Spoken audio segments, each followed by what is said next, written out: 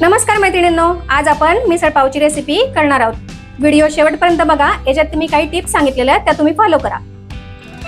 त्यासाठी लागणारे आपल्याला मोड आलेली मटकी, टोमॅटो, कोथिंबीर, अद्रक, लसूण, जिरे, धने पावडर, कढीपत्ता, लाल तिखट, मिसळ मसाला, हळद आणि कांदा। सगळ्यात आधी आपण मटकी उकळून घेऊया। ठीक आहे, आपण मटकी उकळून घेऊया। मटकीची आपल्याला एकच शिटी करायची आहे।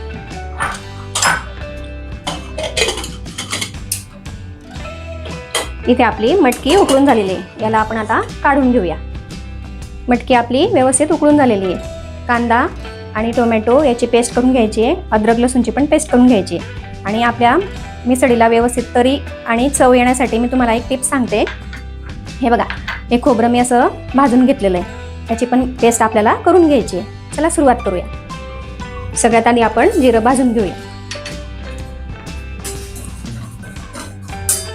हे भाजलेलं जिरं आपण व्यवस्थित असं लाटण्याने क्रश करून घ्यायचंय। त्याला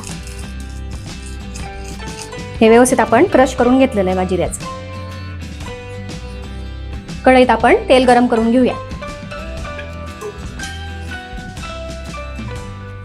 तेल आपलं छान गरम झालेलं आहे। याच्यात आता मोहरीची फोडणी घालूया।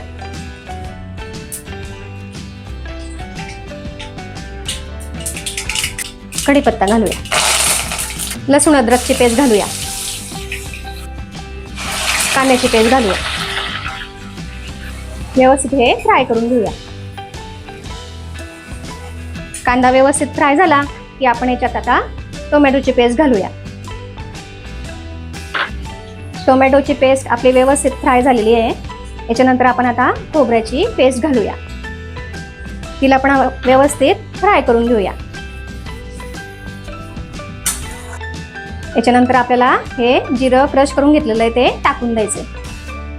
हळद टाकायची, लाल तिखट टाकायचे, धने पावडर टाकायची आणि हा मिसळ मसाला टाकायचा आहे। या मसाल्यांना व्यवस्थित फ्राय करून घ्यायचंय।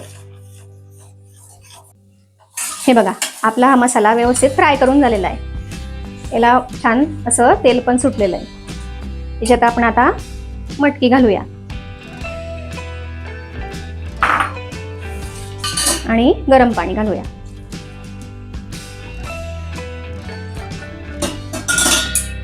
याला व्यवस्थित उकळी आणून घेऊया। मिसळीला व्यवस्थित उकळी आलेली आहे। याच्यात आपण आता मीठ घालूया।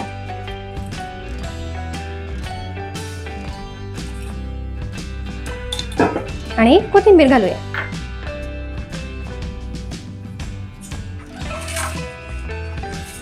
ही आपली झणझणीत आणि चमचमीत मिसळ तयार करून झालेली आहे। तुम्हाला रेसिपी कशी वाटली? लाईक करा, शेअर करा, सबस्क्राईब करा।